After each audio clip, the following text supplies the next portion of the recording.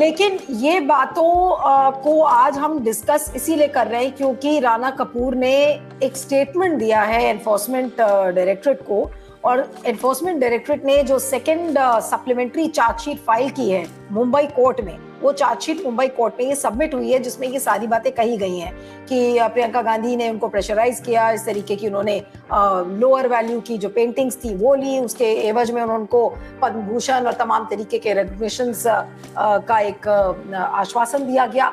ये सारी बातें कही जा रही हैं और यहाँ पर व्यूअर्स को ये भी बताना जरूरी है कि राणा कपूर 8 मार्च 2020 को अरेस्ट किए गए थे on charges of approving loans amounting to $628 million for businesses that were either experiencing losses or had negative credit in blatant disregard for established norms and regulations। यानी कि जब उनको अरेस्ट किया गया था कि किस गलत तरीके से वो लोन्स वगैरह दे रहे थे, तो उसी की पूछताछ में अब ये सारी बातें सामने आई हैं। जी अनिल जी, अब एक आप बताइए कि $628 करोड़ उसकी कितनी रकम हुई?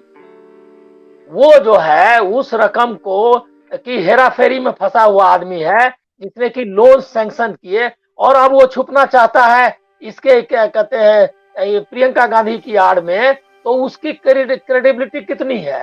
दूसरा है कि वो आदमी क्या कह रहा है कि हमको जी एक दूसरा भी नजरिया हो सकता है कि वो छुपना चाह रहा है या फिर ईडी ने प्रेशर डलवाया होगा राणा कपूर को कि भाई ये बोलो तो फिर हम तुम्हारे लिए कुछ हल्का फुल्का सजा से काम चला देंगे। वो भी तो हाँ, निश्चित तौर पर ईडी ने उसको ये इंड्यूस किया होगा कि आप जो है कोई आरोप, गांधी परिवार इसमें फंसता है कि नहीं किसी मामले में, तो आप कुछ बताओ। तो उसने एक पेंटिंग वाली स्टोरी, हो सकती है कि सच में पेंटिंग खरीदी गई हो, उसमें कोई प्रॉब्लम नहीं है। और दूसरी बात यह है कि वो शख्स खुद के लिए या किसी के लिए दलाली कर रहा है पद्म भूषण के लिए, ये बात तो आप सोच लीजिए कि इस आदमी की कितनी क्रेडिबिलिटी है।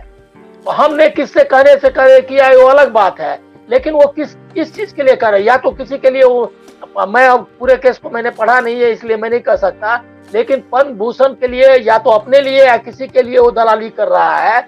इस दलाल आदमी का के वैल्यू का की बात का कितना वैल्यू है? तो इसीलिए मुझको लग रहा है क्या कि बहुत कमजोर कर लिया है ये मुद्दा उठा करके बीजेपी ने, और भी जो अडानी का इशू है या जो भी है मामले उस या जो चल रहा है अभी, वो बहुत कमजोर केस लेकर के उसके सामने आ गई है कांग्रेस के सामने। मुझको नहीं लगता कि इसका कोई असर होगा, ये गोदी मीडिया तो इसी को उनके पक्ष में चलाएगा। लेकिन अब जो एक गतिरोध की स्थिति पार्लियामेंट में बनी हुई है उस पे आप क्या कहेंगे? बिल्कुल एक ध्यान भटकाने की ये टैक्टिक्स है बीजेपी की तरफ से, क्योंकि उनको भी ये सूट करता है कि इस तरीके का गतिरोध बना रहे तो अदानी पे चर्चा नहीं होगी, ऑपोजिशन के जो बाकी मुद्दे हैं उन पर चर्चा नहीं होगी। तो क्या ये चीज पॉलिटिकली कन्वीनियंट है बीजेपी के लिए? और साथ में गांधी परिवार को दबाव में रखना वो तो है ही कन्वीनियंट।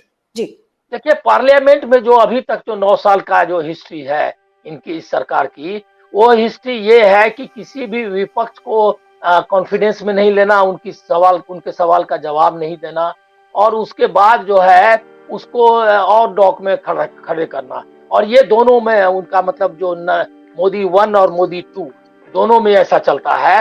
तो ये अगर मान लिया कि विपक्ष जेपीसी की मांग नहीं भी करता या हंगामा नहीं भी करता, तो भी इन्होंने हंगामा किया है। पहली बार हिस्ट्री में हुआ है, पार्लियामेंट्री हिस्ट्री में, कि ट्रेजरी बेंच के लोग हंगामा कर शुरू करें। ये कभी नहीं हुआ है। पहले भी अगर कोई मुद्दा भी होता था तो ट्रेजरी बेंच के लोग रेस्पॉन्ड करते थे, हंगामा नहीं करते थे, इसीलिए कि सदन को चलाने की जिम्मेदारी उनकी है। ऐसा संसदीय नॉर्म है, पार्लियामेंट्री नॉर्म है। और वो अगर वही हंगामा करके इसको डिसरप्ट कर रहे हैं, इसका मतलब आप जानिए क्या कि अगर विपक्ष ये डिमांड ना भी करे, वो अगर बायकॉट ना भी करे या उस हंगामा ना भी करे, तो भी ये उसका आंसर नहीं देने वाले हैं और उसके साथ नहीं देंगे। तो देखना होगा कि पूरा ये इशू कैसे चलता है। आज तो दूसरा दिन है, जो बजट सेशन का जो दूसरा चरण है कल शुरू हुआ था। कल हमने देखा था कि दोनों सदन स्थगित हो गए थे, अब आज भी शुरू हुआ है। हंगामेबाजी और प्रोटेस्ट आज भी हो रहे हैं। तो देखना होगा कि ये पूरा इशू कैसे अनफोल्ड करता है। लेकिन ये बात सही है कि गांधी परिवार के ऊपर दबाव बनाकर बीजेपी उन मुद्दों से भागती हुई नजर जरूर आ रही है जिन मुद्दों पर बीजेपी को विपक्ष कॉर्नर कर रहा है, जैसे अदानी, महंगाई, बेरोजगारी। ये मुद्दे शायद सदन में डिस्कस नहीं होंगे, इसीलिए इस मुद्दे को ज्यादा उजागर तरीके से बताया जा रहा है और उसमें गोदी मीडिया की पूरी भागीदारी आप देख रहे हैं। Thank you so much Anil Sinha ji, आप इस समय हमारे साथ जुड़े। इस वीडियो को ज्यादा से ज्यादा शेयर करिएगा, फीडबैक दीजिएगा और बने रहिएगा मेरे साथ क्यू वाइफ पर। Thank you. कई बार आप न्यूज चैनल्स देखते हैं और देखते देखते बोर हो जाते हैं क्योंकि आपको लगता है कि जो खबरें दिखाई जा रही हैं वो बिल्कुल बकवास है, जो डिबेट्स और चर्चाएं हो रही हैं उनके कोई